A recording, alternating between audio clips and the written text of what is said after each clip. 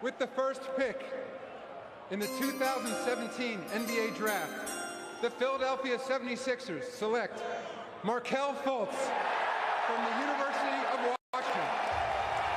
The Philadelphia Flyers have the second overall pick, jumping up 13 spots by way of the draft lottery. A no-brainer that they go with Nolan Patrick then? Well, you'd have to think so. I mean, there's the guy, Ron Hextall, Brandon Wheat Kings, former Brandon Wheat Kings star, so you'd have to think at some point there is a good connection there. Ron Hextall, the general manager and vice president of the Philadelphia Flyers, with the second overall pick. Philadelphia selects from the Western Hockey League's Brandon Wheat Kings, Nolan Patrick.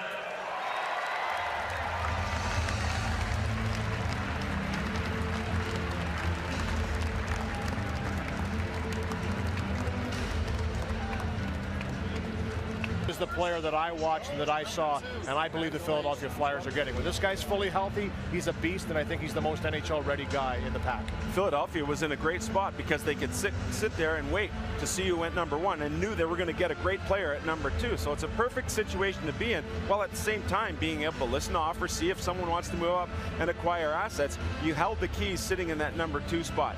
What I like about Nolan Patrick, though, you go back to his 16-year-old year, and he was thrown into every single situation by Kelly McCrimmon, who was at that time the coach of the Brandon Wheat Kings. Whether it was defending 3-on-5, whether it's the last minute of a game, looking for a goal to try and tie a game, he played in every single situation. The other thing you have to know about him, he's a late birthday, so he had the opportunity to be seen. Hello everyone, and welcome to the 21st episode of the Drive Podcast, and this might as well just be renamed the Markelle Fultz and Nolan Patrick edition, because that's all that we really care about in this episode, isn't it, Jared?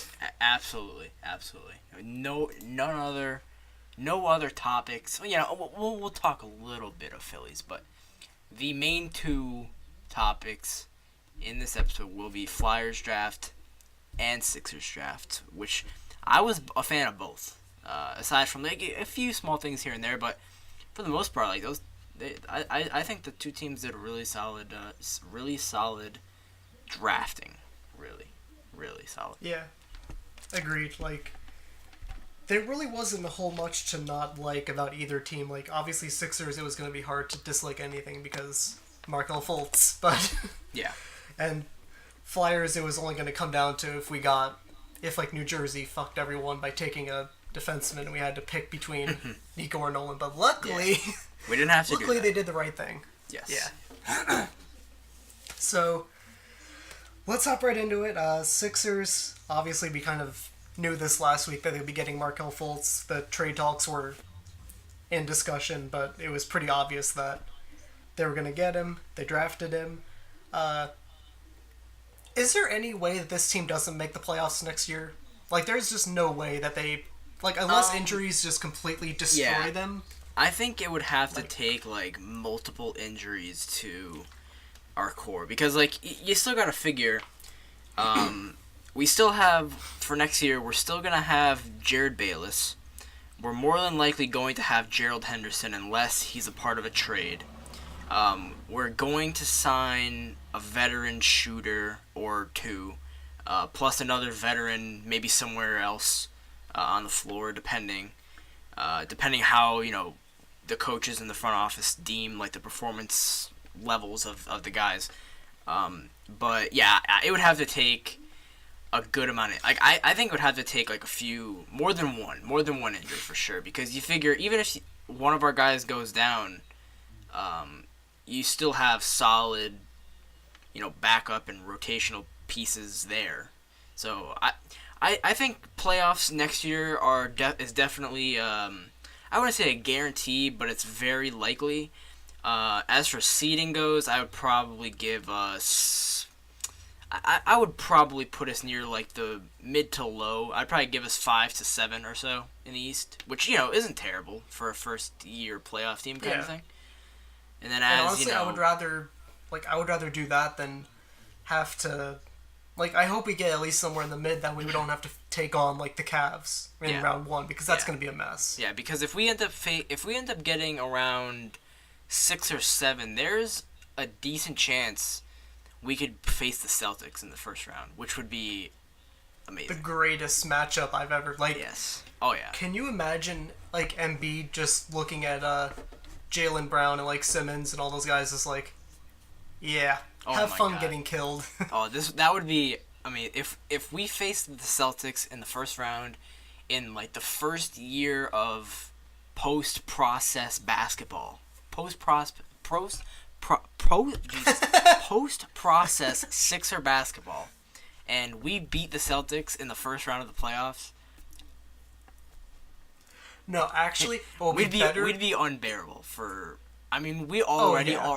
are unbearable. Like we're already, and we haven't even seen this team play a single game. They haven't even practiced together yet, and we're already unbearable. Just imagine if they beat the Celtics in the first round of the playoff. I'd go ballistic. You know what might almost be better than beating the Celtics? Beating the Bucks, just because they're being such assholes about the process. Yeah, and legit, like in the place that we're not projected. I'm like in my mind, and I'm sure in even non-Sixers fans' minds, they're thinking, okay, this is a legit probably playoff team next year, as long as everybody could stay rather healthy, and they could probably finish mid to low East, and that pretty much puts us in the picture for either the Celtics, the Bucks, the Wizards, teams like that, because the Cavs more than likely will take the 1 seed. I mean, unless something else happens again this year or next year, like that happened this past season where the Celtics grab it, but then we definitely wouldn't play them because I don't see us getting the 8 seed. That's probably going to belong to a team more like the Heat or something like that. But Chicago may even with Jimmy Chicago possibly. Yeah, because honestly, like everybody's hating on that Jimmy Butler trade, but like I don't think it's bad. Like I don't. It's still not favorable for Chicago, but it's not. It's definitely a decent return for it because like Dunn was injured and you didn't really see a lot out of him. Levine, he definitely still has potential for sure. And then they got Markkanen, who personally I was a fan of and I think fits that team pretty well now with Dunn and with Levine. He basically takes Mirotich's spot. Like I'm assuming he's expendable now because he's basically that same type of player. But like I know a lot of people are trashing it, and it's just like I get it because when you lose a Jimmy Butler, like obviously you kind of come out of the losing end just because. But at the same time, it's what else did you want them to do? They did what the Sixers like. That's a hinky type of move where you just kind of realize, well, we're not actually contenders. Like Butler is the only piece that makes us worth watching. What's the point of contending for the 8th seed every year? Like there was no point in it. Yeah, no, there was really none. And like, while the trade could have, while the Bucks or the Bulls could have definitely gotten a better kind of haul for Jimmy Butler, it's still I still don't think it was as bad as some people were making out to be. Like, don't get me wrong, I still think the Timberwolves got the better part of that deal, but still, it was for Chicago. If I'm a Chicago fan, I'm not like head over heels. I'm still in favor of firing their front office because holy, it is bad. But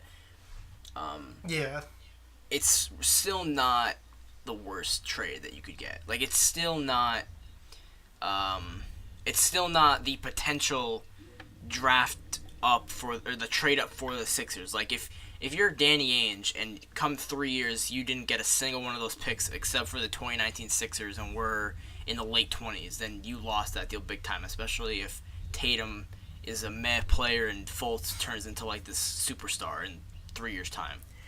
Yeah, so that would what do you think about the Tatum pick? Because I'm just curious about because like I don't know. I like the Tatum pick kind of, but I would if I was the Celtics, even though Josh Jackson didn't really show. I'm not gonna say show interest because it wasn't. You can't really blame it on him. He's 19. He's a kid. He pretty much has his management working on whoever he's gonna work out for. That's basically what it is. Like he doesn't choose that. Everybody else chooses it for him, kind of. So it's not. You can't really blame it on him that he didn't get in to work out with the Celtics.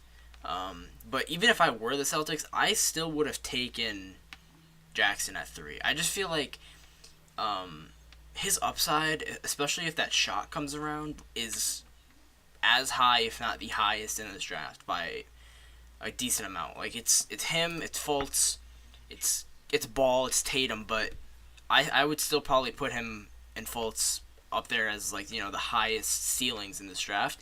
But the Tatum pick, I don't know. Like, I like it, but they're not gonna defend a thing. They're just gonna try to score 130 a game and win, because Tatum, he could be a good defender. Like, he has the build for it, but he just can't. And Isaiah Thomas is 5'9". He's not gonna guard a thing. Al Horford regressed a ton in defense. The only kind of thing working for them is that they're gonna have Avery Bradley and maybe Jay Crowder, maybe Marcus Smart, like those guys in the lineup. But like, when you have two guys out of your starting five, more than likely that could guard. I mean, unless they sign Hayward, but Hayward's not going to defend anything either. So if you have one, at most two guys in your starting five who can't really guard much, then you're just going to have to hope that you could drop a ton. So it'll be tough. Whereas like the Sixers, like Fultz is pretty good on defense. Embiid obviously really good on defense. Dario could guard pretty much 2 through 4, maybe sometimes even fives if he has to switch. Ben can guard probably 2 through 4. Covington could guard. Covington can guard anybody. He can guard 1 through 5. And then you got to figure we have who else will start probably, or who will be like a decent playing time per Stauskas probably like could. Like a Bayless, TJ. a Stauskas. Yeah, TJ. Like those guys. Like TJ, don't get me wrong, he's small, but he's feisty as hell. Like you saw him last year, how many steals he got. So like, I don't know. The Tatum pick is, I kind of like it, but one thing I will say is I find it extremely hard to believe that Ainge would have taken him at 1 if he was there. So. Yeah, that was bullshit. Like, there's no way that you would take Tatum over Fultz. Like, that's just a joke. Yeah. Fultz, with Tatum, I just laughed at Boston when they made the pick, because I'm like, what do they expect he's going to do? He's, like, for one, you already have a starting 3 in Crowder, so you're, like, what are you going to... So you're going to put Tatum as a 3, because he's definitely not going to play the 4. Mm-hmm. So you can put him at the 3 over Crowder. So you're going to have Crowder coming off the bench, but you're going to have Tatum who can't defend. Meanwhile, Crowder probably can. So it's like, what are you accomplishing with this pick? Yeah, they're going to be super small, because you got to figure if Tatum slides in at 3 and they decide to move Crowder to 4 just to keep some defense on the floor.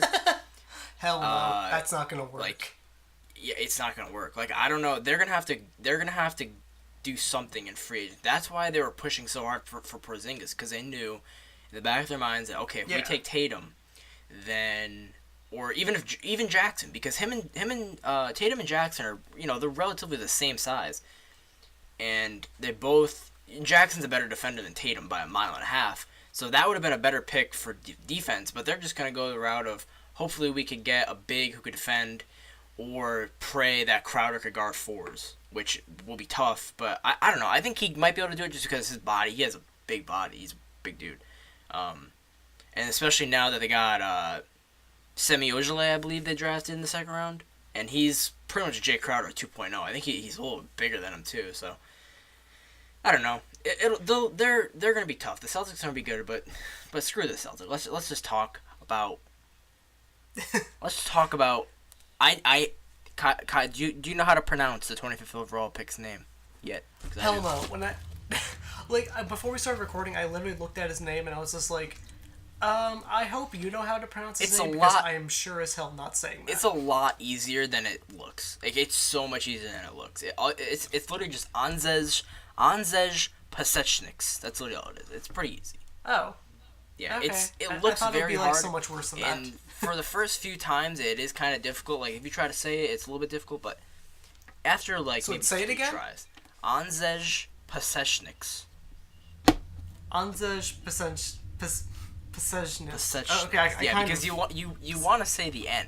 You want to say Pasechniks or something like that, but it's Anzej Okay, that's not... Pasechniks. Yeah, it's not overly difficult. No, there have been far worse names that I've had to pronounce. But yeah, the details there is, so we traded back into the first round at number 25 overall to get him. We sent Orlando. We sent them the first rounder, that we got in the Jeremy Grant trade. So the Oklahoma City first rounder for 2020, we sent them that, and we sent them a second rounder in 2020 as well. I think it was just the Knicks, or no, sorry, it was the worst. It's the worst second round pick of the Knicks or the Nets. So really, like, honestly, and I think that Oklahoma City 2020 first rounder is protected something, and if it doesn't convey, then it turns into like 2 second rounders. So pretty much what the Nerlens first round pick return was, where if we didn't get the first rounder, then it turned into 2 second rounders. I think that's how that protection works. Oh, okay. Don't quote me on it. So, but yeah, he's a lot of people are kind of looking at him as Chris Stapps 2.0. So who knows? Maybe this was the plan all along. Porzingis 2.0. Oh, well, damn. Yeah, he's about the same size. I think he's 7'2". Yeah, he's 7'2", out of Latvia. Porzingis, I don't think is 7'2", but he's out of Latvia.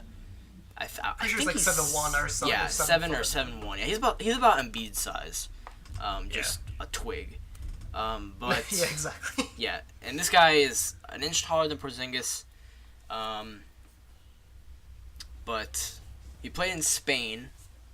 And if you heard I don't know if you heard the interviews. I think it was yesterday when they were introducing the picks, and it was the four of them up there. They asked Pasechnik why he played in Spain, and he said he got on Google and searched for leagues that he could play in. That is the strangest thing I've... Alright then. That is... So this guy's awesome. Yeah. But like... Just threw a dart at a dartboard. Yeah, but Colangelo pretty much... Yeah, pretty much. But Colangelo did say that he expects him, and along with the other European draft and stash picks, to stay in Europe, to stay overseas for at least another year. I'm pretty sure two of them literally just signed deals with their teams in the last few months. So, Pasechnik said he wanted to get out of it. So did Bolden. Bolden pretty much said I'm getting out of this deal, but Colangelo said that all three of them are likely to stay overseas. But so yeah, now we can, instead of asking when is Dario coming, we can ask when is Pasechnik's coming over. We can ask when is Bolden coming over. We can ask when is Lesort coming over. But I mean, the good thing is they don't really need them to come over now exactly, just because they're still they're still because they're both bigs, they're still a 4 and a 5, so it's I feel Colangelo probably has some more deals in place, probably to send Okafor somewhere, and then he'll convince that convince him to come over, convince both of them probably to come over then after Okafor's gone. Yeah, I really hope Okafor can find a way out. But the thing with Okafor, for me at least, is last year he was kind of he knew, you knew just by watching him. He knew that Philly fans didn't want him starting. I'll say us because I'm guilty. A lot of us didn't want him playing for the Sixers, really, and we were hoping to God that we traded him at the deadline, and instead it was Noel. But the thing for me is this year there's not a chance in hell he starts. Zero, literally zero. Unless every person on our team gets injured, I would rather sign a free agent than start him. Unless every single person that we bring onto this team that is already on this team gets injured, he's not starting this year.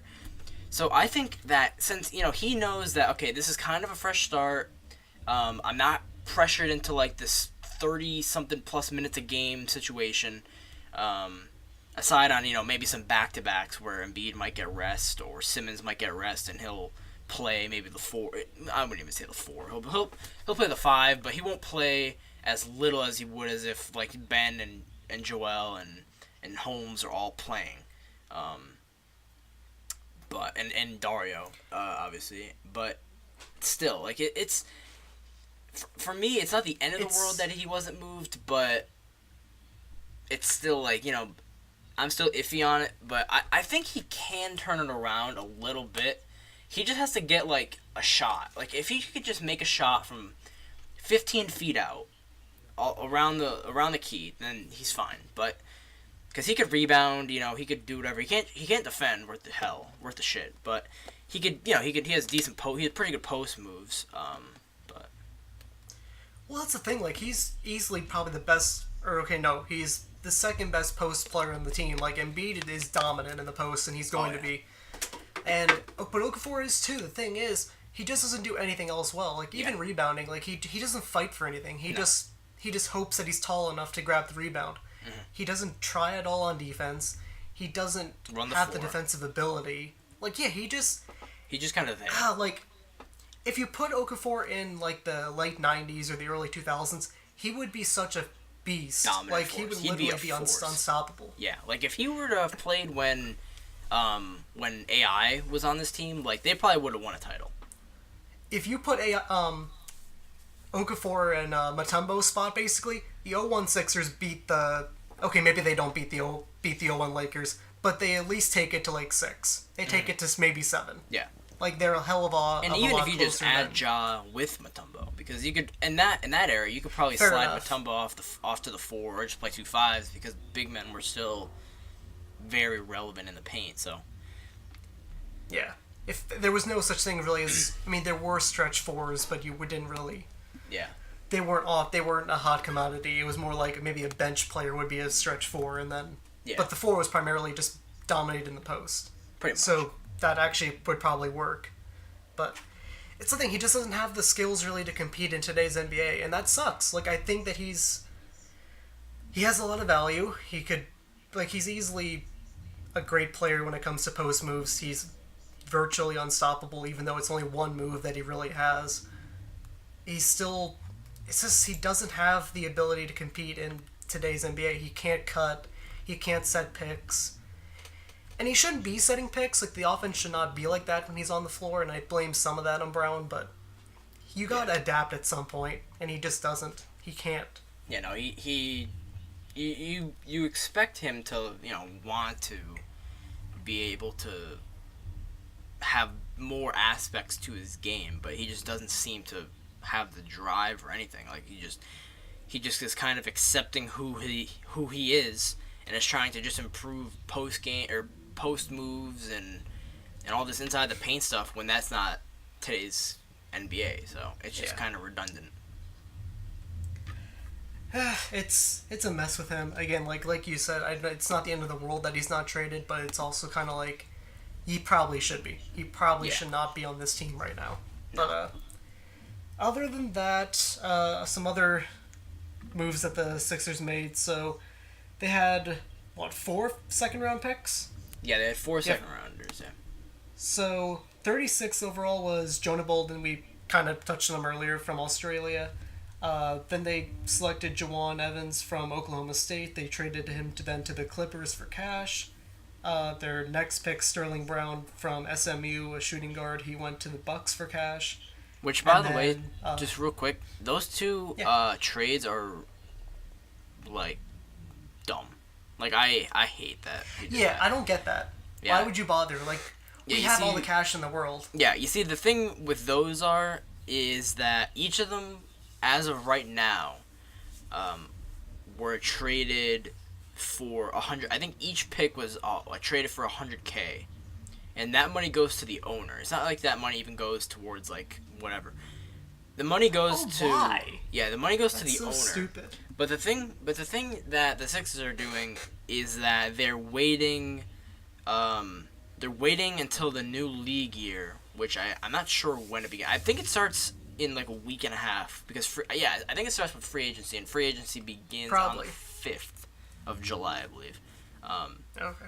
So they're waiting until then to officially trade the picks because I think then they could get more money because their max, because they pretty much traded too many things for cash this year, and so their max per pick was $100K. Whereas, like, if you saw, like, the Warriors, they traded for Jordan Bell. they paid whoever it was like $3.5 million. They traded the Bulls $3.5 million for Jordan Bell, and so now Jordan Bell's on the Dubs. But the thing was, they had that space to be able to do it because they didn't trade anything pretty much the whole year. So there's a limit of how much cash can be spent, basically. Yeah, pretty much depending on how I'm. Don't quote me on it, but I'm fairly positive that this is what I heard on different podcasts and whatnot, just on Twitter and reading stuff. But I'm fairly positive that it goes based off like how much you traded a player, whatever, pretty much for cash during the year, and like how your like cap works and everything. So it's. Okay. I mean, it's whatever, but I really just don't get those trades at all. But it's whatever. Yeah, like you would think you would try to get like just second rounders back in return, like just trade them for future second rounders. Who cares when? Yeah, but one thing I will say is that it shows like how much we are just unaccepting of anything, because we drafted Markelle Fultz, we drafted Anzes Prosechnik, we drafted Jonah Bolden with our first 3 picks. Bolden was projected, because he went to Australia because he was at UCLA I think last year. If he stayed at UCLA, he's probably a lottery pick. A lot of boards had him. A lot of boards had him projected first round anyway. And we got him 6 picks into the second round. So we got 3 really, really good picks. Obviously, Markelle Fultz being pretty much the third and final piece to our core. Or I won't even say third, because there's an argument for like legit 6 guys as our quote unquote young core. Yeah, seriously. So like I'm complaining here about we're pretty much trading 2 picks when we got Fultz. Like, we just can't accept that, like, we got Fultz. Like,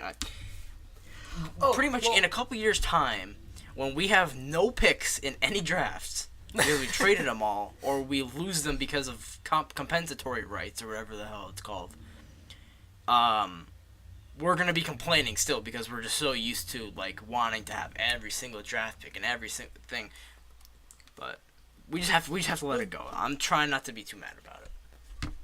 Well, that's the thing, like, with the Flyers, like, up until the draft started, I still was not convinced that, like, this was a real thing. Like, we're getting one of these 2 guys. Like, it was kind of like, wait, we're in this position, but we shouldn't be. But they think good things don't happen in this city. What are you talking about? And then, and then the pick goes through, and I'm like, holy shit! And then, like, this actually just happened.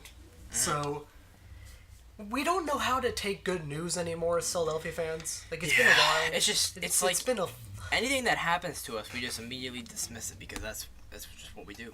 It's just what we do. Well, with Belmar getting selected by Vegas, everyone immediately was like, it's part of another deal. There's a trade going on. Yep. And it's just like, no, they just want him for some reason. Like, Vegas is stupid. Just let them be dumb. Yep. We don't need to trade them anything. Yep. Pretty much. But, basically, Sixers are going to be fun as all hell next year. Like, oh my god, I can't wait. Well, later this year. I can't wait for this season. I really just can't wait. It's going to be amazing. Like, yeah, and especially because, no minutes restrictions.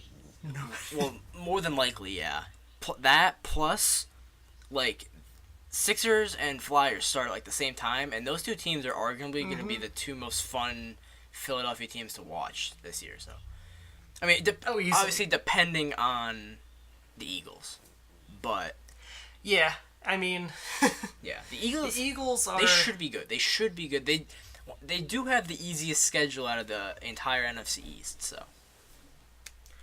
And with the way that scheduling goes in Philadelphia, that's hard to believe that we ever get an easy schedule, because look at the Phillies. The Flyers schedule is complete trash again, which of course it is. When does the NBA schedule come out? I think it drops in a couple weeks. I think it drops around the time the new league year starts, or in August, something like that. So within the next 2 months, I think. Yeah. But that's about it for Sixers. Matthias Lassord was the last pick, 50th overall in the second round out of France. another power forward, and it's it's ironic that it's everything that I've heard about him seems good. It's just ironic that, like, of course, all of our picks except for Fultz, of course, is another big guy. Like even after Hinkie leaves, we still can't stop drafting big men. Yeah, just never pretty ends. much. Yeah, Lessort had he had a good year. He averaged 10. He averaged 10 points. He shot 57% from the field, which is good. But he had about 7 rebounds a game, block a game. He played. He averaged 10 and 7, with about an assist or so a game. He played about 23 minutes a game, so I like him. He's a big body guy. He's only 21, I believe, maybe 22. But I'm pretty sure. I think I saw 21. Yeah. Let me look. Yeah, he's 21. Okay. About to turn 22 in a few months, but yeah, he's a big guy. He's a good overall, a good all around player. He's not gonna shoot a lot of threes. I think he took like one or like I think he only took like a few threes because he had 100% 3-point percentage, but his average makes and attempts per game were 0.1. So he does not shoot the three. Okay. No. But that's, I mean, as long as he can shoot mid ranges, which is basically all he's going to need to do. And he shot power forward with 57%. this team. So yeah. So is he one of those guys like? He kind of reminds me of like a Crowder, but just a bigger guy, kind of. He's not even bigger. He's 6'9". But he can play power. Like his position, like on Draft Express that they give him, is power forward / center. Obviously, he's 6'9". That can play center in the NBA. He's probably just gonna be a stagnant 4. He won't move around at all. Which might not be like the worst thing, considering the fact that the entire team is going to be guys who can just fly out there. Like even Embiid is fast for a center, so. Oh yeah, not gonna really need him to do that much. Yeah, if you're wanting to watch for anything next year with the Sixers, and don't want to have to worry about like, are they gonna make the playoffs? Is this guy gonna get injured? Is that guy gonna get injured? Just watch them in transition. Watch them on the fast break. It's going to be I guarantee you there's gonna be dozens of plays on the fast break and in transition where you just see like Fultz, Simmons, Dario, Embiid, Covington, TJ, all these guys just making like these zigzag cross-court passes where they lob or just like these crazy, like corner threes off trans. Like there's gonna be so many plays. Like that's literally gonna be like one of the things I'm going to be looking most forward to for the Sixers next year. I just can't wait. Over under on how many through the legs passes that Simmons makes, because it's coming. Like he's gonna go through the legs on everyone. He's gonna go. If he goes, I'll say this: when we play the Lakers, this year, if he goes through the legs on Lonzo, or Ingram, I'll leave wherever I'm at. I'll leave. I will buy a Ben Simmons jersey on the spot. Like I don't care how much it costs. I will buy a Simmons jersey on the spot if he goes through Lonzo's legs. Oh, if he dunks on him, like Embiid. Because if you didn't see the Embiid tweet about Simmons, well, A, where have you been the last couple of days, and B, if Ben dunks over Lonzo or any of the Lakers for that matter, I'll just you won't be able to read your Twitter timeline for like an hour because it's just going to be nonstop. Yeah. Like, man, there could be like a nuclear bomb dropped if everyone would just be like, yeah, but Simmons. Yeah, but Ben just dunked on Lonzo. Shut up. That's pretty much what it would be like. Like, we don't care. Yeah. Oh my god, it's going to be such a fun season. I just. Oh yeah. The amount of like times I'm going to watch the Ben Simmons summer highlights thing, like I'm going to be watching that like all summer long. It's gonna be great. Fultz, and then plus, one thing to look forward to. I mean, we'll talk about it more as it gets closer. But the summer league starts on the 5th. I think I'm pretty sure. I think like everything starts happening like the 5th or the 6th of July. That's when the summer league starts around, and I believe Sixers Celtics is July 9th or something like that. So it's gonna be fun. It's gonna be a fun time. And speaking of July, another good thing that's going to happen in July is free agency starts for the NHL as well. That starts July 1st. That's Free Agent Frenzy Day, which, thank God that's a Saturday, because I do not work Saturdays, so that's going to be... I'm going to be glued to my TV for, 10 hours straight. So the Flyers, they got one Mr. Nolan Patrick, and I may have screamed at my TV. I literally screamed when New Jersey took Nico, because if you follow me on Twitter, at Jakob Skorchek, just, self-promo, I've wanted Nolan from, day one, and I was, the whole time I kept telling myself, you know what, I'll still be really happy if they take Nico. And then as they drew closer to, the pick and everything, I'm like, nope, fuck that, I want Nolan. I don't care. Give me Nolan Patrick, or give me nothing. And then when New Jersey said Nico, I was just I was so happy. I'm pretty sure I scared my girlfriend, half to death, because I just screamed, at the top of my lungs, holy fucking shit! Oh yeah, I was admittedly hoping for Nico, but I'm more than happy trade with me, Nolan Patrick. Bastard. I am more than happy with Nolan Patrick, let it be known. You damn well better be. Oh, yeah, I mean, obviously the two are both incredible players, and I'm gonna hate having to not like Nico. Same. For the next forever. It's gonna suck. But also, that rivalry is going to be one of the greatest things I've ever watched. That's gonna be some kind of Lindros, Scott Stevens stuff. You never see... Even though Nico's not a defenseman. You never see guys who went from, being... because, even, they both said, Nico and Nolan both said pretty much in their interviews that over the last few months, as they've been doing, all this media stuff leading up to the draft, they've been, really close with each other for, the last... Yeah. Not even 2 they're months. Best friends.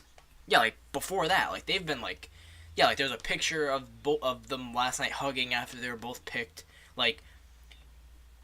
They were really chill with each other, and now they're gonna be playing for division rivals. So, I mean, good thing that New Jersey is gonna suck no matter what. Yeah. So it's just kind of it's whatever. I love you, Nico, but you went to a team that does not know how to run. They still know how to run a franchise. Yeah, you're not except gonna be for the Taylor Hall trade. But. Yeah, and plus he's not a guy that's an Eichel, or no, I wouldn't even say an Eichel, like a McDavid, where he could just carry a team to the playoffs. Well, that's the thing. And that's why I kind of was so pro Patrick at throughout, and then especially at the end. I think the ceiling for Nolan is a legitimate 1C, and he's going to there's no question about it if he's a 1C or not. With Nico, I don't know what he's gonna be. Obviously his ceiling is a 1C2, of course, but it's also, I feel he could end up having to go to the wing, and then you end up spending a first round pick on a wing that isn't gonna score 50 goals or 40 goals a year like Patrick Laine is going to. So you're just kind of did we really, was that kind of a waste of a first round pick? And obviously, I don't think Nico's gonna be a bad player, but I think that Nolan has for one, he's the more NHL ready player. And that's been said forever now. Nolan's clearly, well, okay. So something that I found interesting, literally yesterday, the day of the draft, I was looking up Nico's stats, and I realized, okay, he's only had 1 year in the QMJHL, so he's a CHL rookie. I looked at previous drafts to see who was the last CHL rookie to go in the top 2. The last one, and then he doesn't even really count because he played with US's U18 national development team. It was Patrick Kane. Mm-hmm. That was 2007, and I couldn't even find anyone after that. So I don't know if Nikos is necessarily overrated, because I don't think that he is, but also it just leads me to believe, is this just a guy that people hyped up because Nolan was injured? There's no one else really that was going to contend. So did people kind of freak out a little bit too much about how good he could be? Yeah, I get what you're saying. I don't know. It was just, it was an interesting thing that I saw. It's all up for interpretation. So. It's just all opinion. And everyone's entitled to their own opinions. Yeah, exactly. I was just really curious about that when I saw it. I was like, this hasn't happened for a long time. it was interesting. Yeah. But the also big thing, Braden Shen, no longer a Philadelphia Flyer. He gone. He is gone. To St. Louis for Yori Laterra and Blues first round pick, which was 27th overall, and a conditional first. So, first of all, the condition on the first round pick is it is top 10 protected, basically. So the Blues could defer to 2019, and if it is top 10, and then if they defer to 2019, I think we get a third in 2020 then. Okay. So basically, Ron Hextall pulled a Sam Hinkie. Because that's exactly he got a really good deal for it. Oh yeah, he got a haul for a dude whose 5-on-5 numbers are not that pretty. Well, that's the main basis of the trade. Like, people love to say, oh, well, Shen scores 56 points a season or whatever. He gets 20 goals a year. Yeah, he does. It's just that 90% of them are on the power play. Yeah, with a power play unit that has Giroux, Voracek, and Ghost, and Simmons, and... Yeah. Like, you get it. So... So what are your thoughts on this trade? Because I already put my thoughts out there. But... Yeah, like when I was originally when I saw it, I was, I thought of Braden Shen like similarly to like everybody. Like he's not gonna put up the greatest of 5-on-5 numbers, but he's not a bad guy to have out there, and especially next year with the expected improvements to our bottom six. You could probably throw him on the third line easily and have maybe the second line, but more than likely he would have been a third liner. And you could probably get some good play out of him because of how good of play driving centers we have, just like throughout pretty much across the board. But then when I saw the return in Laterra and then the 27th pick and then obviously next year's first, I was like, damn, like, we got a haul for a dude who hasn't really proven yet, even though he's been in the league for however many years he has.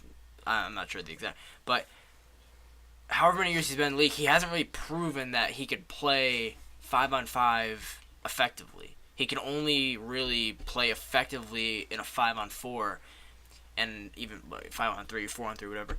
And on the power play is really the only place that he has shown that he's comfortable. So I thought it was a pretty good trade on our part. I liked it. I liked the deal. Well, and I saw a lot of people saying like, oh, well, they were kind of focusing too much on the Laterra part of it, and I'm like, that's not the main purpose here. The purpose was the 2 firsts, and you got 2 firsts for a guy who doesn't do anything else besides score on the power play. That's such a good return. And like, if you question that, I don't know what I don't know what your logic is, because people were questioning if we were going to get 2 firsts for Claude Giroux. Like, we could get 3 firsts for Giroux. We could get 4 firsts for Giroux if we can get 2 for Braden Shen. Yeah. Like, come on. Yeah, like, that was a market bump up for sure. Oh, yeah, easily. Like, if the team is kind of struggling next year and I don't think that we're in any cap problems now because another great part of this trade, Laterra is cheaper than Shen. He's still way overpaid. Like, his contract sucks, but he's still cheaper than Shen, and his contract ends a year sooner than Shen, which coincidentally is the year that Simmons' contract ends. So you know that Ron Hextall made this move. Like, I want to re-sign Simmons. Like, this is a move directly to sign Simmons when his contract ends. Yeah, because if you still have Shen on the books at that point, then that's 5.125 with Simmons still having to be re-signed, and Provorov, and Moran, and Hag. Like, there's no way that they are able to re-sign. And what year does that end? 2020? 18-19 is the year that Simmons, and Laterra end, but 19-20 was going to be when Shen ends. Okay, yeah. So, like, even with Shen, you figure if you got, like, these guys coming up out of the AHL, and Moran, and Sanheim, and whatnot, Hag. Exactly. If you have these guys, and they're playing, like, crazy good, obviously they're not going to be as good as Provorov, because it's Provorov, but if you have these guys coming up and playing, if you have these guys coming up and playing, rookie level ghost sort of play, then you're gonna have to sign them. Like, you're just gonna have to. So And with Shen on the books for 5.1 mil and really only giving you quality, or I wouldn't say only quality. The only quality minutes he plays is on the power play, but more than the majority of his quality time comes on the power play, and that's just not worth a guy worth more than $5 million a year. Exactly. And I did some research because I was like, okay, I know that Shen sucks 5-on-5, but let me actually see what what his comparables are to a second line winger. Because that's basically what people thought he was. Like, he's a top 6 winger because he's okay, except for the Blues fans that were in my mentions on draft night because they were like, "Oh, we just got a center," and I'm like, "You think Braden Shen is a center? Oh, that's so cute." That's a good one, Blues fans. That's a good one. Yeah. No, he's not. No. Sean Couturier, no, that's a center. So I compared.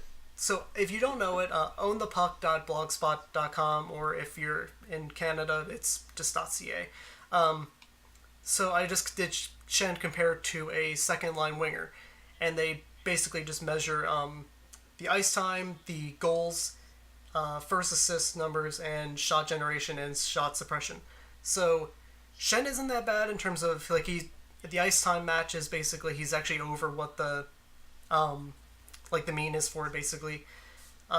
Goals, he only has out of 4 though. I mean, as the average for a second line winger is a 6. First assists, he's above it. He's a 6, and the average is 5. Shot generation, he's at a 5, where the average is 6, and then shot suppression, it's 3 to a 5. And that's the main thing with Braden Shen, is that he doesn't play defense. Yeah. Like, that's why he's not a center, because he can't suppress shots. It's as simple as that. But when you look at Yuri Laterra, you see it's 6 to 6, 4 to 6 in terms of goals, but it's kind of like whatever. Like, it's goals are a lot of times luck, just because it's hockey and that's how it is. First assist, it's 6 to 5, and then it's 4 to 6 in terms of shot generation, and 6 to 5 in terms of shot suppression. So it's an upgrade in terms of shot suppression. He's a good play driver, and he's cheaper. Like, that's the thing. Like, and again, this isn't about Yuri Laterra. It's about the 2 first-round picks, and without further ado, Morgan Frost was the pick that they made with the 27th pick, the one they got this year from St. Louis. I don't know how I feel about this. Like, when I was doing some scouting before it was a reach. That's the. But the thing with that, a lot of what I saw is that even though it was a reach, that he has a good amount of upside because he's only 17 years old or 18, something like that. Let me check quick. I believe he's 18, but I could be wrong. Yeah, because the only reason I said that was because in Broad Street Hockey's article about it, where they pretty much broke down the trade, Laterra plus Frost. ESPN's Corey Prondon said that he showed significant development in his 17-year-old season with the Greyhounds. I'm not sure where he played, but oh yeah, okay, so he's probably 18 now. He probably turned 8. Yeah, he's 18 now, so he probably literally just turned 18. Yeah. So yeah, he was great in this past season with Sault Ste. Marie in the OHL. Basically a point per game player, and again, like, it's a guy who has a lot of upside, like you said. He's not the guy I would have picked. Like, Eli Tolvanen was there. He was there, and he went then to Nashville at the 30th pick. So that's who we thought that Hexie was going to pick when they made the trade, that it was to get him. But ended up being Frost. Again, like, he's got a lot of potential, and that's kind of the theme with a lot of the picks that Hexie made. Yeah. And it's maybe a reach, but it's not like a really stupid reach where you think that it's going to cripple the team. Like, it's. Yeah, but then what I will say is that at the time that happened, a lot of people were kind of not freaking out, but saying like, okay, well, it was a bit of a reach, like we mentioned. He was 53rd on Corey Pronman's list, and I think he was around there on a lot of boards that I saw. But later in the draft, but like we'll talk about this obviously a little bit, like once we get to it. But then later on in the draft, we got a dude who was second round projected, and we grabbed him in the 4th in Matthew Strom. We'll talk about him a little bit, but it kind of I wouldn't say evened itself out, but it kind of does. Yeah, but we kind of like got a guy who may not be as good right now in Frost, but has really good upside. And the same with Strom, but we got him 2 rounds later than projected. 2 rounds later than he was projected to be drafted. So I don't know. I like what they did for. I will say this. I didn't like what they did with Frost at the time that it happened, but as the draft went on and I saw like kind of their plan, I just became fine with it. Plus, he's only 18, like you said. He's not going to be in the NHL for another few seasons, even though he was a number 1 or he was a first rounder.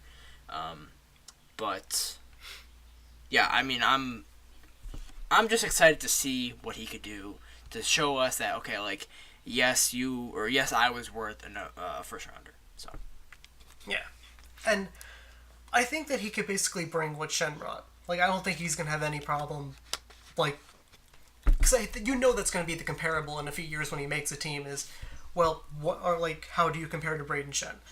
He's gonna be fine. Like, he's definitely a smaller player. He's only I think he was like 5'10", 170, and he's a guy though who, again, like you said, he has a lot of offensive upside. He's a project. Like, he's gonna take a few years, but like I don't think it's something that people need to be freaking out about. I get that kind of questioning it at first, but I trust Hexy, and the rest of his picks make me a lot like less worried about that pick, just because I trust him that he knows what he's doing.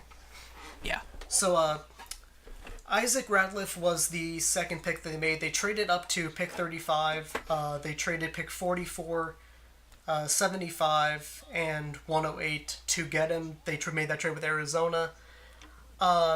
This was another pick that a lot of people were questioning at first, including myself, because I hadn't heard much about him. But he is a big human being. He is very 6'6". Very big. He is 6'6", 200. Yeah, he's a tall individual. Basically, the only thing that I've heard as a complaint about this guy is his skating, and it's basically I'm gonna mention him again, Matthew Strom. Like, that's the only complaint really with Matthew Strom. So these two guys are almost exactly the same. And those are fairly easy fixes with pro instruction. Somewhat, yeah. Like what I've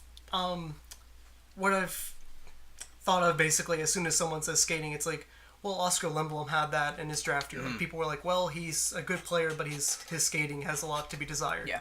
Well, look at where Oscar Lindblom is now. Yep, he's probably our top forward prospect. Yeah. Besides Patrick. Yeah.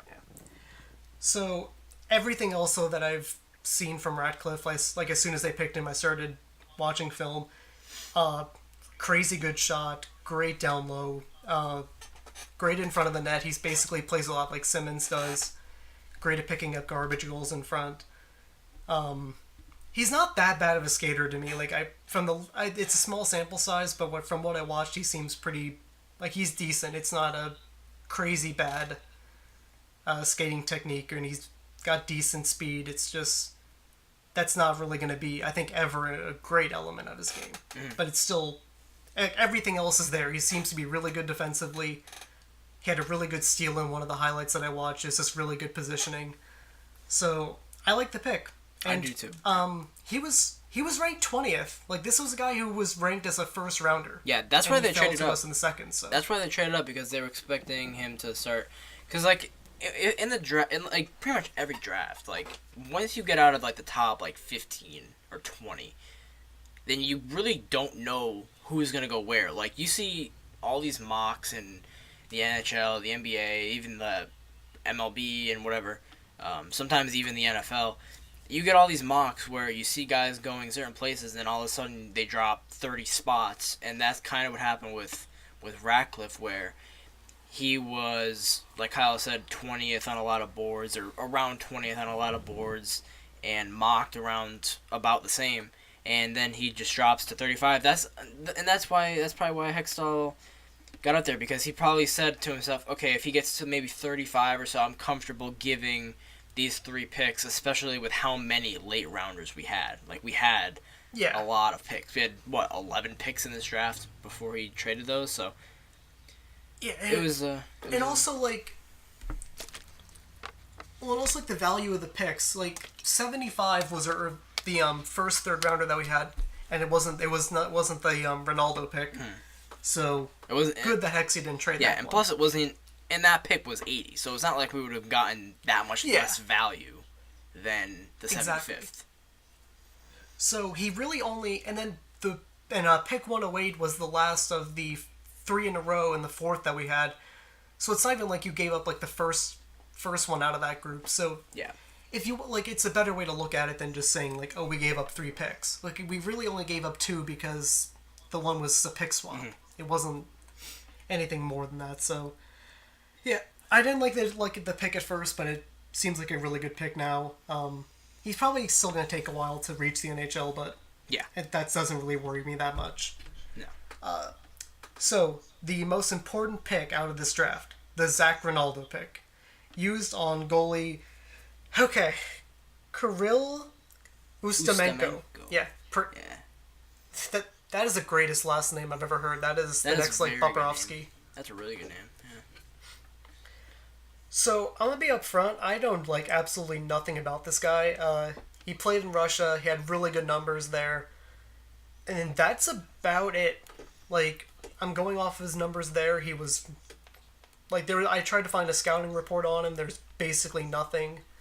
I couldn't find him in the rankings really. But he had a .938 save percentage in 27 games with St. Petersburg in the MHL last season. And that was the second best save percentage among regular goalies in the league. This is from Broad Street Hockey. He also made 2 appearances for the Russian team in the U18 World Junior Championship. So it's another goalie prospect. Like, it makes up for Merrick Madsen, basically. Yeah. That's what I imagine this pick was. Yeah, it was a. Plus, we got a third rounder for Zach Ronaldo. Yeah, so he's already better. Yeah, like he's already has brought more to the Flyers than Zach Ronaldo ever could. Yeah, and even in 5 years when he makes it to the NHL, he's going to be compared to Zach Ronaldo was a forward, and he's going to be compared to Ronaldo. Sorry, what's this dude's name? Ustimenko is going to be compared to Zach Ronaldo. He's going to be asked. I'll ask him personally. I'll say, how do you compare your game to Zach Ronaldo? And then he's going to answer it in some very crazy Russian accent way. And I'm going to say, okay, and just smile and say thanks. And then we'll go on with our day, so. I really hope that he pulls, like, imagine he just pulls like a Bobrovsky and just every single interview he just goes like, Ustimenko. Yeah, that'd be fantastic. I'm so down for that. I really hope he makes the NHL just for that value alone. Yeah. So next pick, Matthew Strome. We already mentioned a little bit. Yeah. So skating is the only thing that's bad about his game. Like, that's literally the only thing that's bad about him. And you could tell because of how widely ranged his rankings were. Yeah. Yeah, his lowest rank was 29 and his highest rank was 76, and we got him at 106. So. Yeah, like, to get a guy who was ranked in the first round by some and then also ranked all the way down at freaking 76. Yeah. Like, he's a Strome, and if, again, like, that's a name that's synonymous with hockey. There's Ryan Strome, who just became an Edmonton Oiler, which that trade is such a shitfest. Oh, yeah. But, Dylan Strome was with Arizona. Like, this guy basically has all of the skills that the other Stromes have. He's a good scorer, good hands, just skating sucks. And it's like, his skating is an actual, like, gigantic issue. Yeah. Like, he can't skate well. Yeah. Like, watching him skate is just flat out ugly. But again, if he figures it out, he becomes another Oscar Lindblom. And probably better than Oscar Lindblom because I don't think anyone had him ranked as a first rounder. No. So.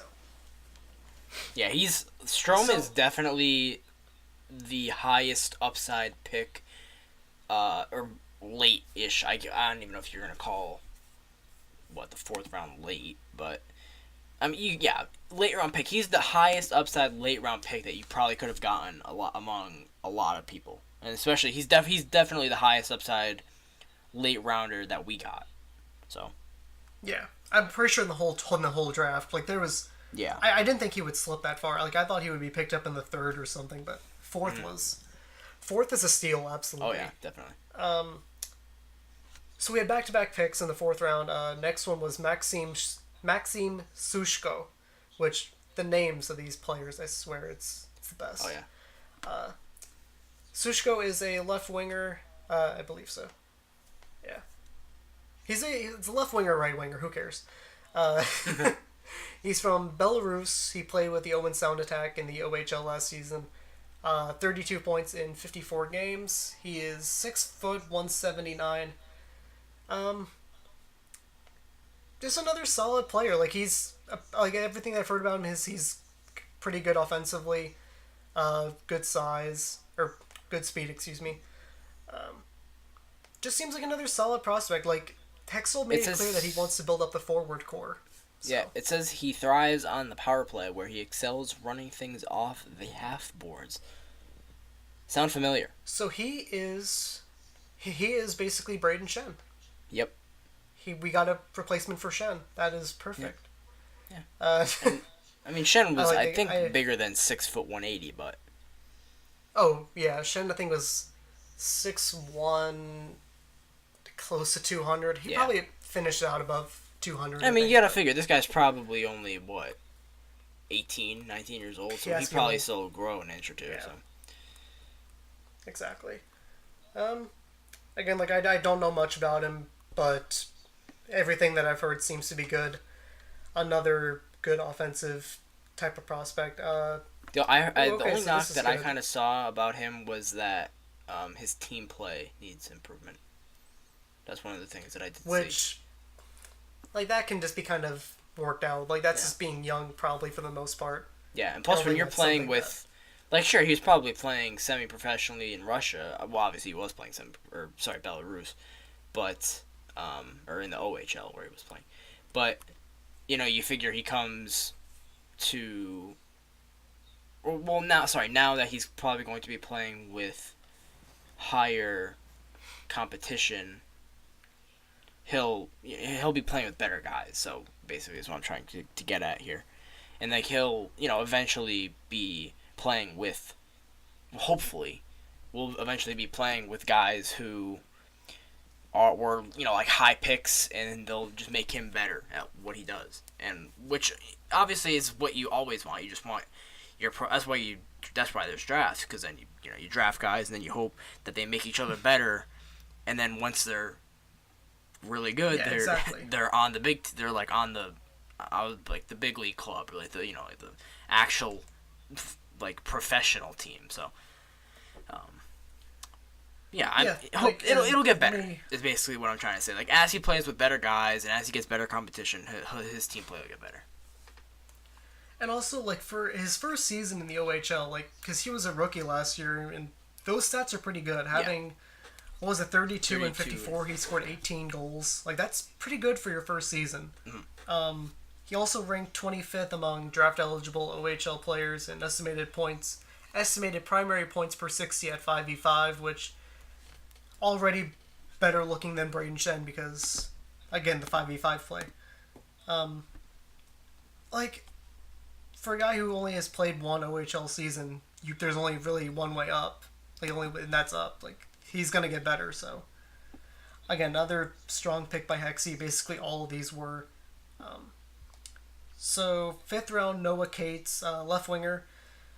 Again, I kind of feel bad because I just don't know that much about these guys, but The NHL draft was so weird. There were guys who I thought would go, late first round who were picked 5th overall, Pedersen was 5th overall, I think. Elias Anderson went like before Gabe Velarde, which Gabe Velarde was like consensus number 3 pick. And then everyone's just like, nope, sorry, we'll pass. And I was like, oh, okay, I didn't know that was going to happen. Yeah, this guy, this Noah Cates, he put up, I forget the exact, I think he put up 96 points in 57 games combined last year, over, I think, a 3-team thing. And at the highest level that he did play, was with, he's going to be playing at the University of Minnesota. Duluth is the city that plays in. Yeah. But while he was playing, which with Omaha, I believe, he put up 7 points in 11 games. So, still, 7 points in 11 games is bad. But like his other 2, he put up like a combined like 65 points in, or no, way more than that. He put up like a combined like 85 points in like 40 games or something like that. So.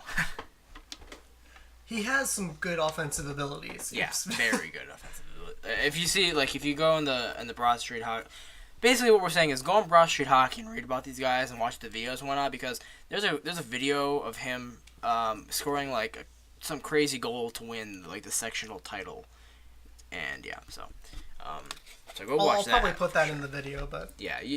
I'm actually just gonna watch it right now because, oh Lord, oh holy shit. Yeah. Okay. Yeah, I'm a fan of this guy. And then they mob the students section over the wall. So that's flexibility and strength is this guy's strength. So he can pull himself up over the boards.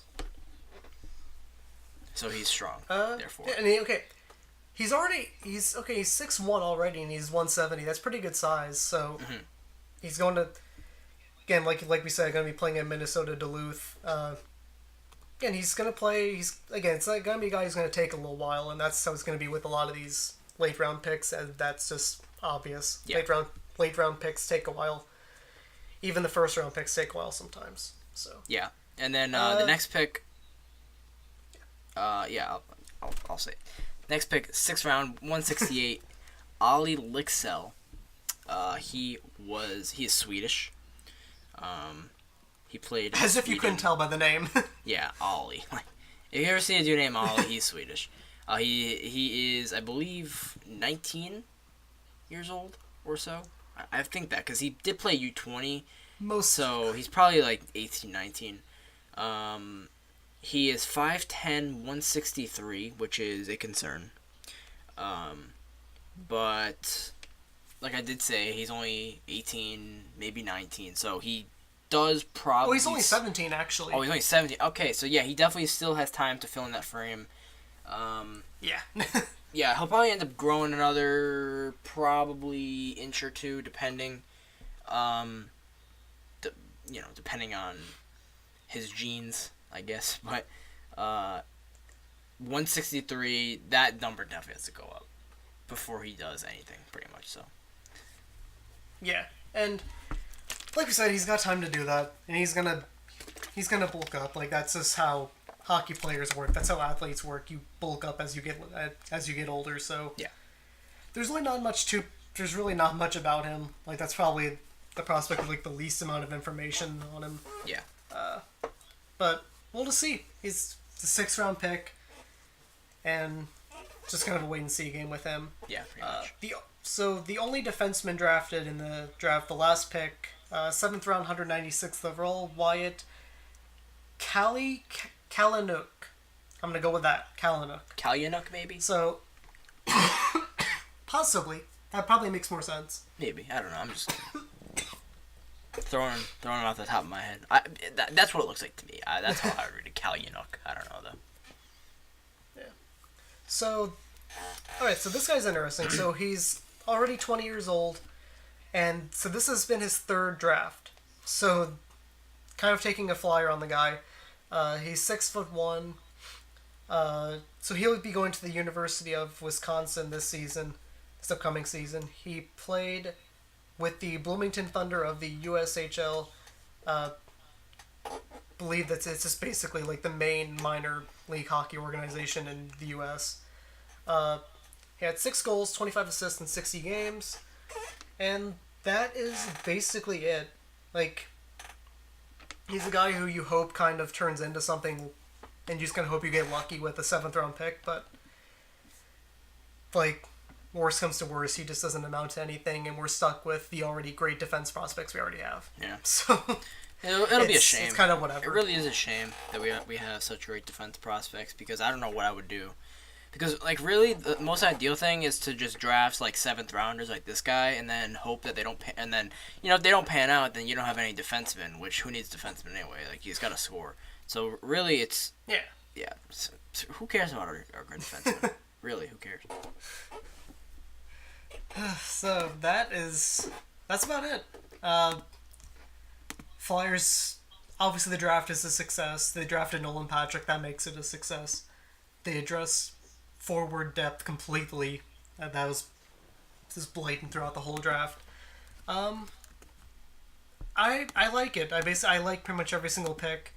They got a lot of low risk, high reward players, especially with Strome and Ratcliffe. Mm-hmm. I can't wait. I can't wait to see Nolan Patrick wear orange and black. I can't fucking wait for his first NHL game. Yeah, it's gonna be fun. And that Vikings jersey that you showed me last night. Yeah, I'm totally buying that. Oh yeah. Like I realized the last time. Like, yeah, I need it. It's only $45. I need that. Yeah, it's a dope jersey. It really is. It's really cool looking.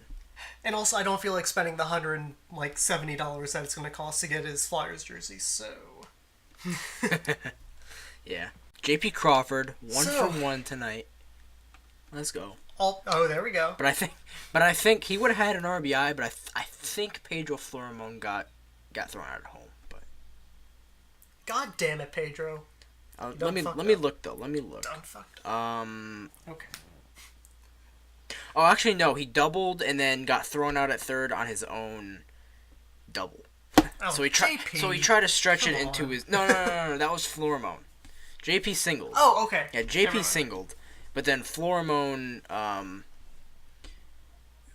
he doubled and then tried to stretch it to a triple, and it didn't work out so well. So yeah. Little bastard. Yeah, but and then now Reese Hoskins has walked, so now Dylan Cozens is up, so he's bound to do something good, hopefully.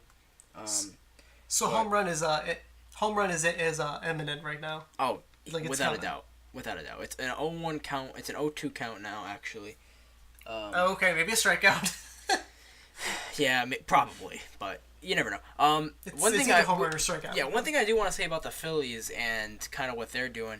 So obviously, if you haven't seen it, well, you probably, if you haven't seen it, is what I'm trying to say. If you haven't seen it, the Williamsport Crosscutters, they started their season. They're the low A affiliate, the short season affiliate of the Phillies.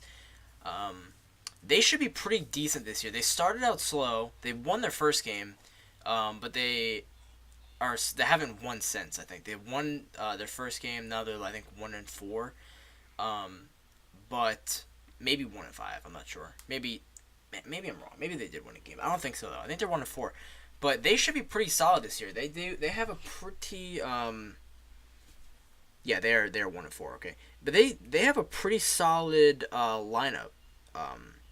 They have Jalen Ortiz down there, who is just a monster of a human being, and he's like 19 years old, maybe 18. I'm not even sure.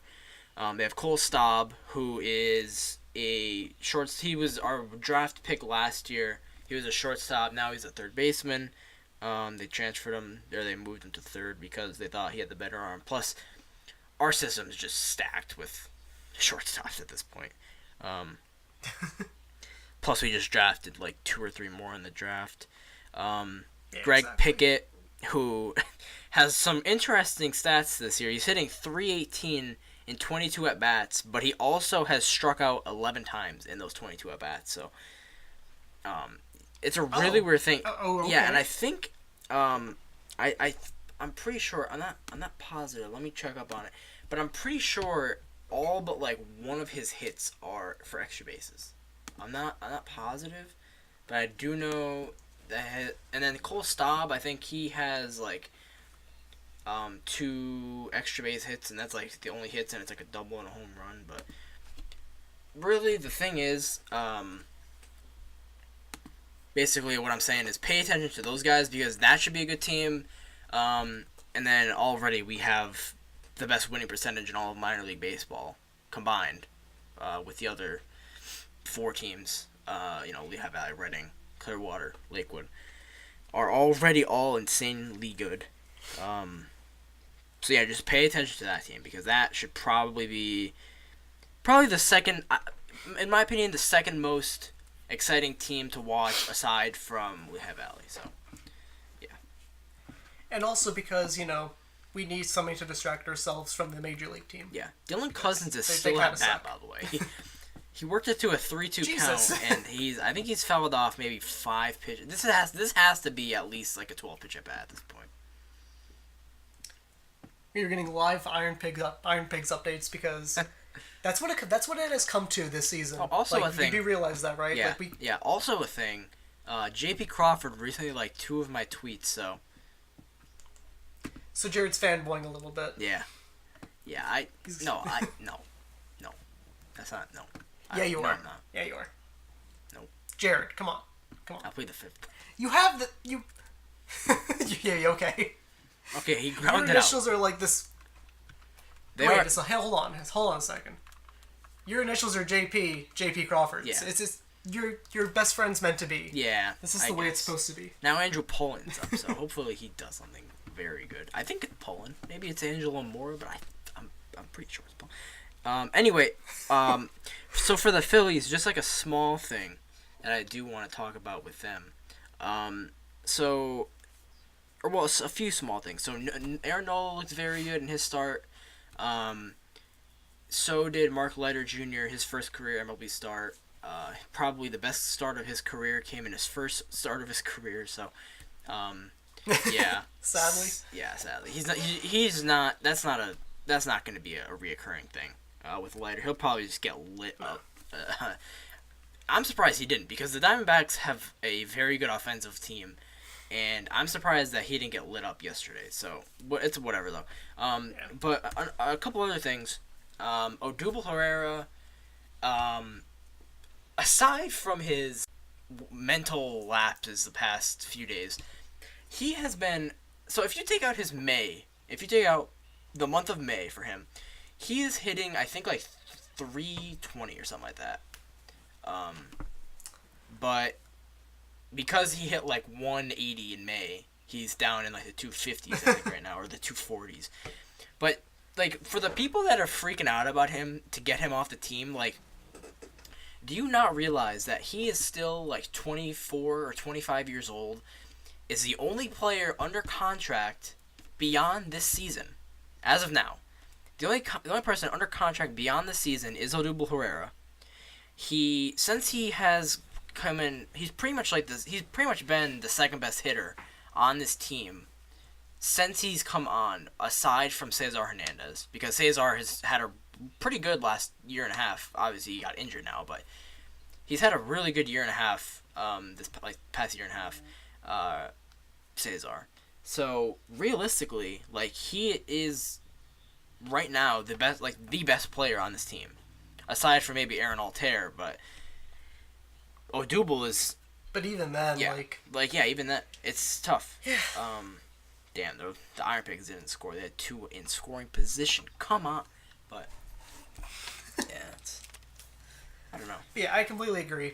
There's look, Odubel's been frustrating lately, and that's not, debatable. He has been.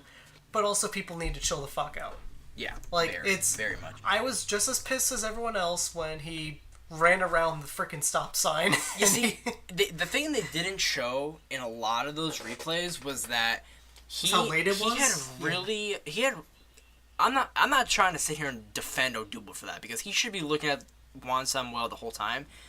But the thing with that is that was the worst possible timing that both of them could have gotten because Odubel saw Samuel waving him.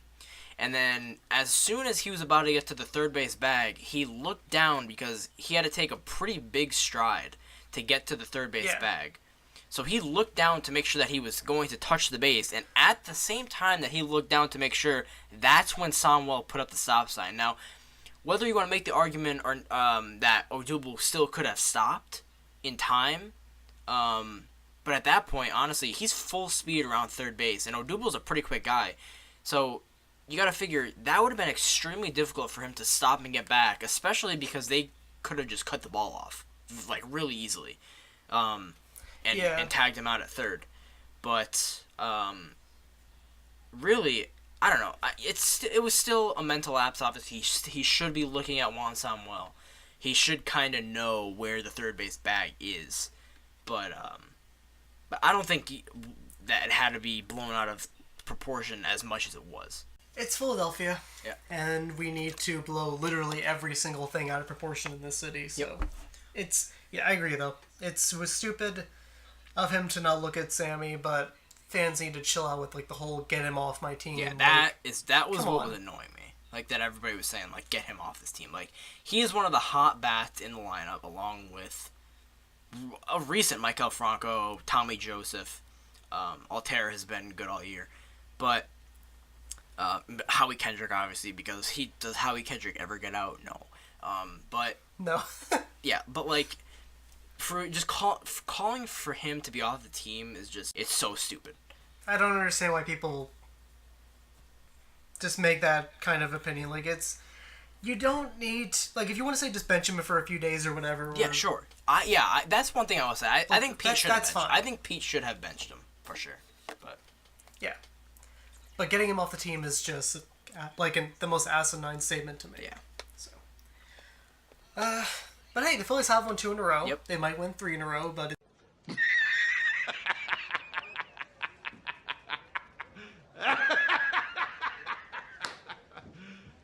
You serious? It's the Diamondbacks, and they're pretty damn good, so I doubt it. The D-backs have a legit argument. Like, you have a legit argument when AJ Pollock comes back that the D-backs are top 2 in the NL for sure. Which, who would have thought that? Because Not a lot of I people. knew that the Diamondbacks have a good offense, but I didn't think their pitching would hold up this much. Yeah, no, I didn't think so either.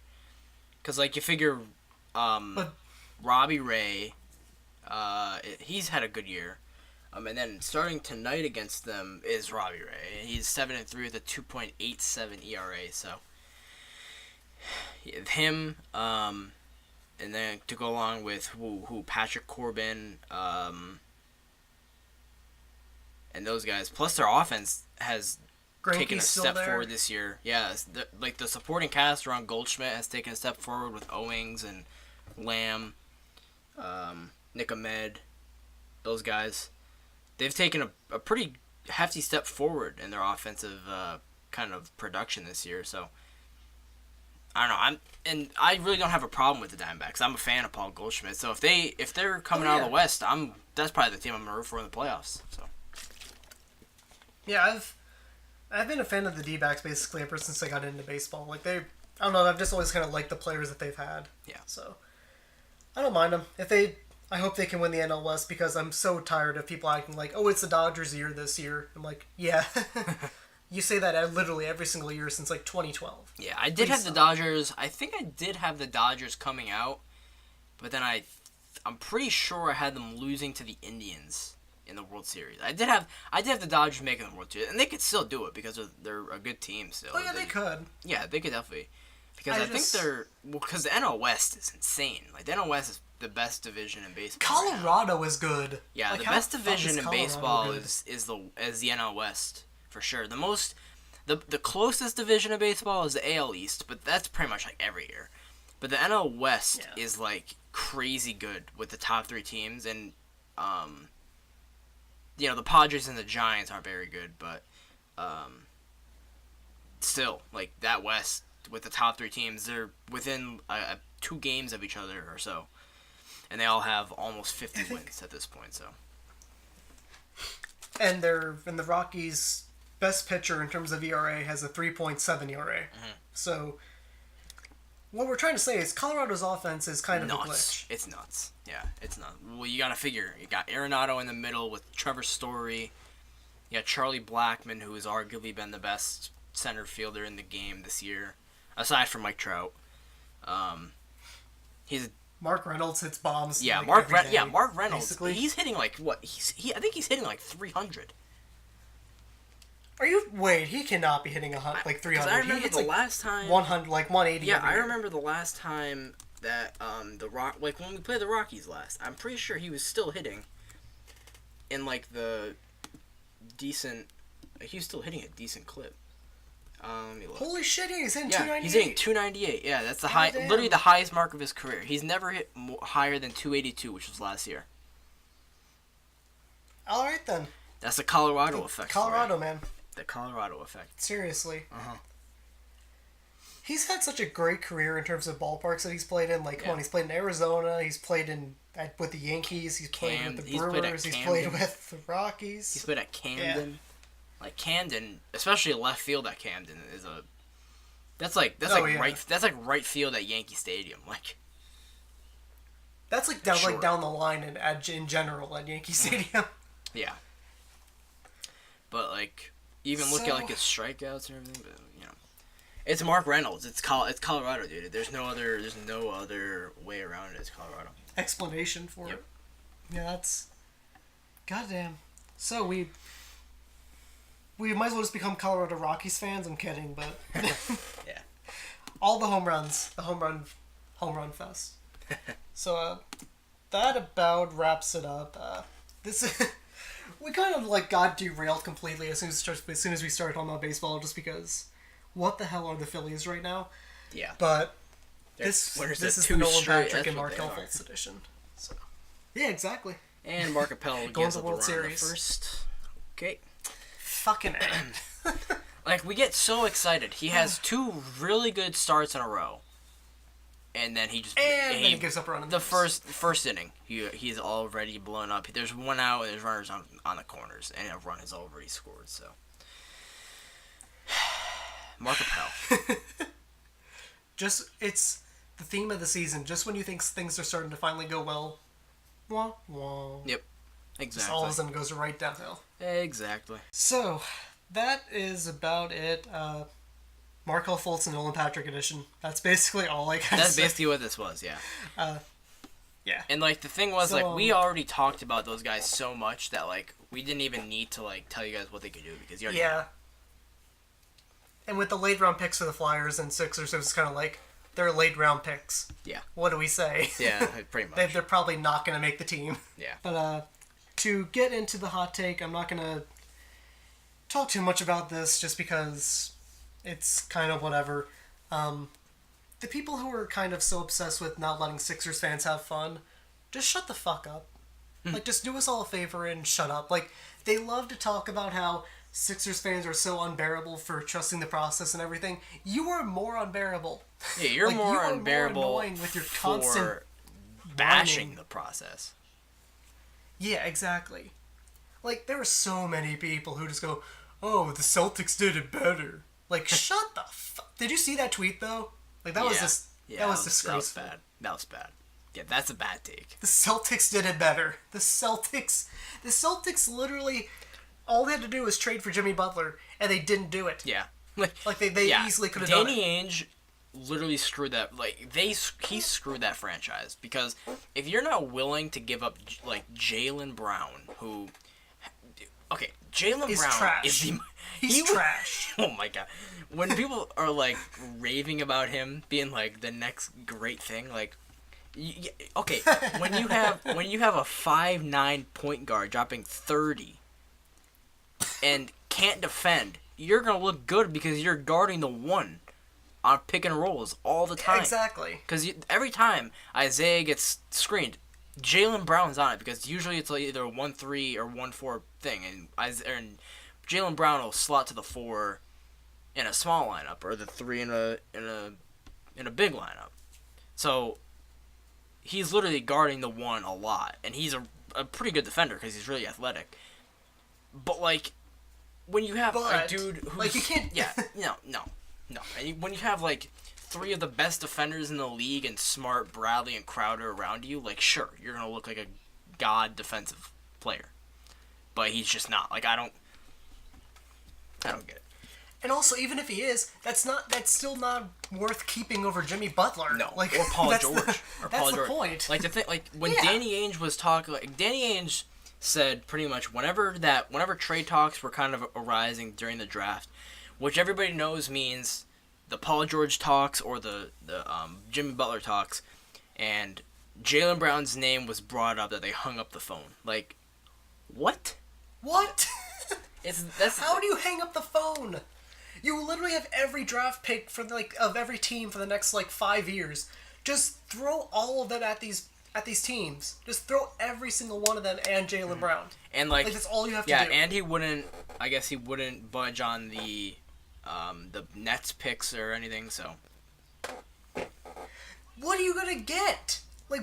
Is there seriously that big of a prospect coming out in the next few years? There is, that yeah. is going to dramatically change your team. Yeah, there is one next year. Luka and something. His name is Luka something. I'm not sure what his name is, but he's pretty much graded as the best prospect since LeBron. So. Oh, sweet Jesus! All right, well. Yeah, and we have a chance at him though. The Sixers have a chance at him though, so it's not gonna work out for the Celtics. It's not gonna work out. I'm telling you. No, because the Lakers are gonna suck next year, assuming they don't get PG, which they're LOL they're not. Yeah, no. And they just traded D'Angelo because they're going to, because for some reason they want Brook Lopez. Yeah. The Lakers are stupid as No, fuck. that trade was just pretty much to dump the Mozgov deal. Yeah, but still, you're getting. Yeah. Did you really have to include D'Angelo? You have picks, just trade picks. Yeah. And that's what I don't get about NBA GMs. They just forget about how valuable their picks are, except for Hinkie, because Hinkie knows everything. Oh yeah. People who bash the process and just bash the people who are a fan of it, I just want to ask them, what would you have done? What would you have done with Evan Turner, with Andre Iguodala, with Elton fucking Brand? What do you really think that team was going to amount to? Yeah, Michael Carter Williams. What are you gonna do with those guys? Carter. Don't get me wrong. Michael Carter Williams is pretty much the one. He's the player that we got. That pretty much everything here branches off. Yeah, pretty much. Yeah, he's the reason we have Fultz, basically. Yeah. We pretty much traded Markelle Fultz, we traded Michael Carter Williams in retrospect for Fultz and for Nick Stauskas. That's literally what we traded. And Michael Carter Williams is greatest, not a good player now. So, yeah. Yeah. I just want to ask them, what would you have done? What would you have done differently? And there's nothing that you could have done. The team was never gonna compete, truly compete with Andre Iguodala as the best player. No. And I love Iggy, and I think that he was disrespected by everyone in this city, but he wasn't a star. No, you never know. He could come back too. He could come back. He's a free agent. He's gonna opt out. Yeah. So. And I wouldn't necessarily be opposed to that, because no, I would be so for that. I think he kind of deserves to come back. I personally, in my opinion, the two free agent signings I would make if I were Brian Colangelo would be Andre Iguodala and JJ Redick. Those are the two signings I would make. Those two combined with obviously, our starting guys, and Henderson and Bayless, I think that would be a perfect kind of core of vets to go along with our young guys. And then you have the rookies. Yep. And then you have exactly. Basically, you could just put in all the draft picks, because Embiid and Dario aren't gonna have no one's gonna have minute restrictions apparently. So you could just plug the rookies in whenever, because they're barely gonna play as is. Yeah. And we still have Rashawn. Rashawn's still there, and Okafor can do something off the bench, but yeah. There's this. So basically, if you're shitting on Sixers fans who are for the process, and you're shitting on us being happy, just go cheer for the Cavs. Go cheer for the Warriors. Yep. We don't need you here. If you're gonna be an ass for literally no reason, just fuck off. Yeah, you don't get to be a part of this if you're gonna trash the fans for being happy about the only good thing to happen to this team in a very long time. Half decade, yeah. basically. So, fuck people who are being assholes about the process. Go Nolan Patrick. Go Markelle Fultz. Trust the process. Holy shit, can fall sports please get here? Oh yeah, I can't wait. That's the theme of this episode. Like, I can't wait for that. But, like, then I also realized at the same time, like, you know, like, I'll be going to school at the same time, but, like, I don't care. I don't care. Right? I don't care. If I can skip to that, I can skip to that point and pass through summer right now, I would. I'm not even gonna lie. I would. Oh, yeah, easily. For one, because fuck this heat, as I'm, like, dying in the room I'm in right now. Fuck the heat. Fuck summer, because the Phillies suck anyway, so there's nothing fun just about it. like a real quick thing. I don't get how people like summer better than winter. Like, why do you like to be 1,000 degrees? Like, why? Fuck. Like, I would rather sit in a room. I don't get it. Like, you could warm up so much easier than you could cool down. Like, sure, you have a fan, but, like, when you're sitting in a room that's 80 degrees and you have a fan that's blowing 80-degree air, you're not going to get cool. If you just put a blanket around yourself for, like, a minute and a half and you're cold, you're going to get warm, like, immediately, so. And the point that I always make, you can put on as many layers as you want, really, but you can only take off so many fucking layers. Yeah, exactly. Like, you can't like, rip I can't your just skin rip off. my skin off. Yeah, exactly. We're ending it on that note. I hate people who love summer. Yeah, exactly. So, thank you guys for watching. Fuck summer.